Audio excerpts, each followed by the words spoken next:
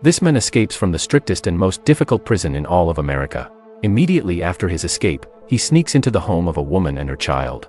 Once inside, he quickly ties them up. With a cold and threatening voice, he warns them that if they dare breathe a word of his presence to the police, he will kill them without hesitation. The mother, terrified but wise enough to sense the danger, makes a silent choice. She will do whatever it takes to protect her child and save their lives. Welcome back to Movie Now. I don't have many subscribers, but your single comment is a ray of hope to motivate me. The movie begins by introducing us to Frank, a dangerous criminal. Frank is not just any man, he is an escaped convict who has just broken free from one of the most secure prisons in the country. As the police chase after him, desperate to catch him, Frank manages to slip into a random house to hide from them. He needs shelter. He needs a safe place where the law cannot find him. Unfortunately, the house he enters belongs to a woman named Adele and her 13-year-old son, Henry. In fear and panic, Frank ties them up tightly. He even ties Henry to a chair, making sure they cannot escape or alert the neighbors.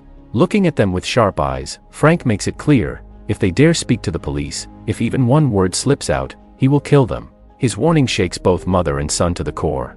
At that very moment, the sound of police cars echoes nearby, sirens filling the air. Adele and Henry freeze in terror. They are powerless, trapped inside their own home with a dangerous man. The film then gives us a glimpse into Adele's life. She is a gentle, kind woman, well respected in the neighborhood, but she has gone through years of suffering. She is divorced from her husband, who once hurt her deeply. Despite the pain, Adele works tirelessly, juggling different jobs to provide for Henry. Her ex-husband, meanwhile, has moved on with another woman and is living a happy life, something that often angers young Henry. He cannot understand how his father could abandon them so easily. Now, both mother and son find themselves in shock as Frank, a complete stranger and escaped prisoner, takes over their home. But soon, something surprising happens. After some time, Frank asks them if they are hungry. Then, in an unexpected twist, he starts preparing food for them. The smell of delicious cooking fills the house. When he finally places the food on the table, Adele and Henry are stunned. They never imagined that a dangerous criminal could cook such a warm, inviting meal. Frank unties them and calmly tells them to eat. After they finish, he promises he will release them so they can return to their rooms and rest. Adele and Henry sit in disbelief. Just moments ago, this man threatened their lives, and now he is showing kindness. His behavior is confusing, but something about him feels strangely different. Frank begins to explain himself. He tells them he is not truly a bad man. He escaped prison because of his own reasons he does not fully reveal yet. He promises Adele and Henry that he only plans to stay for a few days until he can arrange to leave for another country. Hearing this, Adele feels a strange sadness for him, and Henry, though scared, is also curious about this mysterious man. That night, instead of calling the police as they first thought, they both go to bed quietly, their hearts conflicted. Deep down, they feel sorry for Frank. The next morning, when Adele and Henry wake up, they are surprised to find breakfast already prepared for them. Frank has cooked again, and this time, Adele smiles. She is touched by his unexpected kindness. Slowly, she begins to see another side of him. Adele asks Frank why he tied them up if he was capable of such care and warmth. Frank explains that it was necessary. If neighbors or police ever walked in and saw them sitting freely with him, they would assume Adele and Henry were helping a criminal. That would make them guilty too, and he could never allow them to be punished for his actions. To protect them, he insists that whenever someone comes to the door, he will have to tie them up again. Days pass, and an unusual bond begins to form. Frank does most of the chores around the house.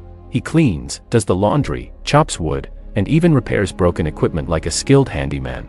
The house, once filled with silence and loneliness, now feels alive.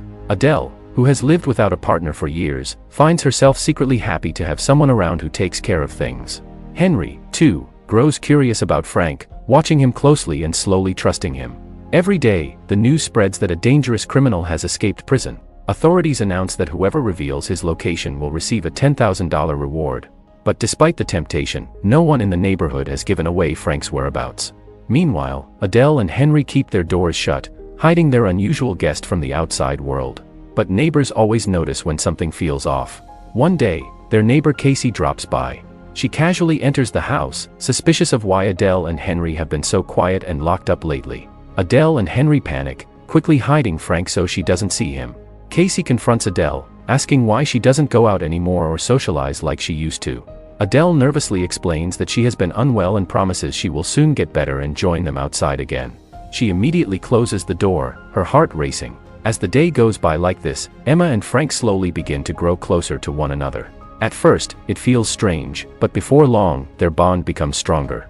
They start acting like a real family. Their closeness makes them comfortable enough to even think about living together. Henry, Emma's young son, is also happy about their relationship.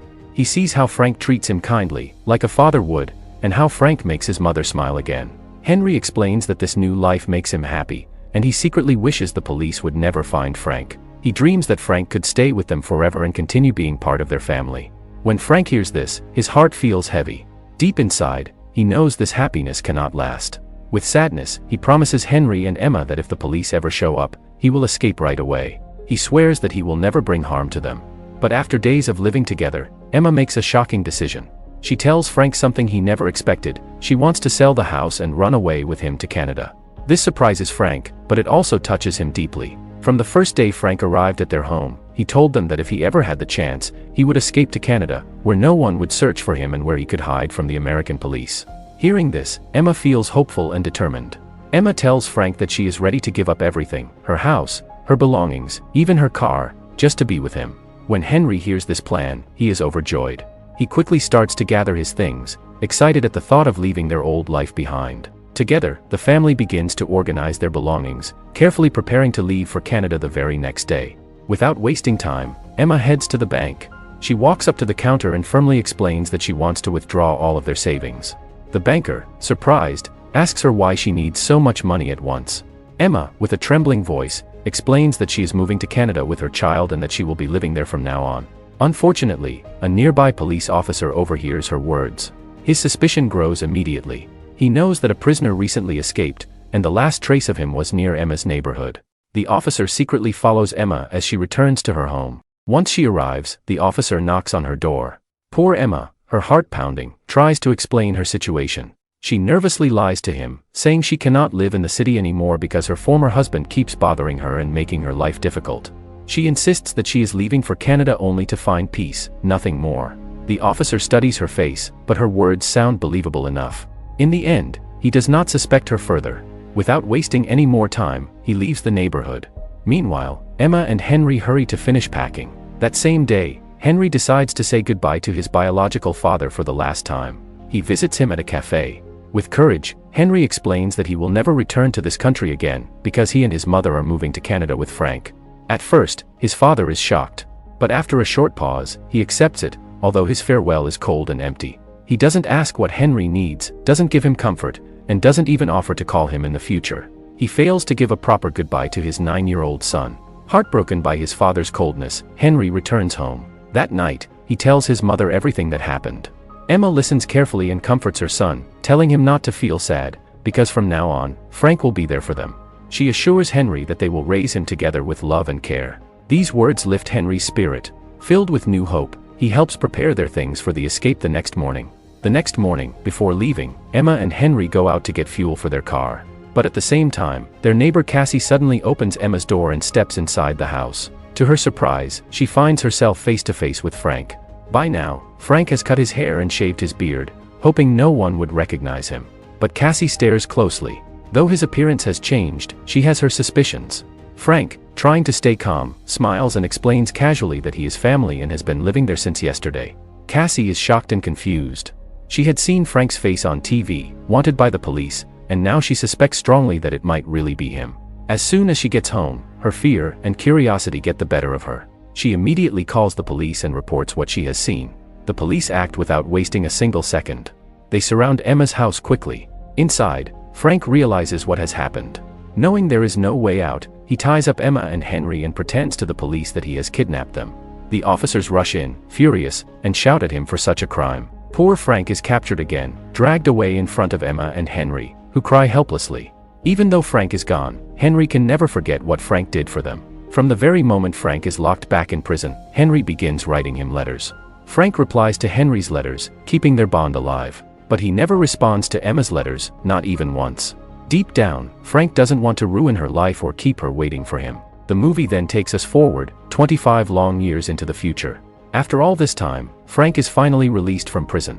When he steps out, free at last, he cannot believe what he sees. Emma is there, waiting for him at the prison gates. The moment they see each other, they run into each other's arms, hugging tightly as tears stream down their faces. They cry, overwhelmed by emotions, but this time it is not from pain, it is from relief and joy. Together, they return to their home. Henry, now fully grown and married, welcomes them with open arms. The movie ends by showing us this new family starting fresh, building a life filled with love and hope, finally free from the pain of the past. Dear viewers, this was the entire story of the movie Labor Day, 2013.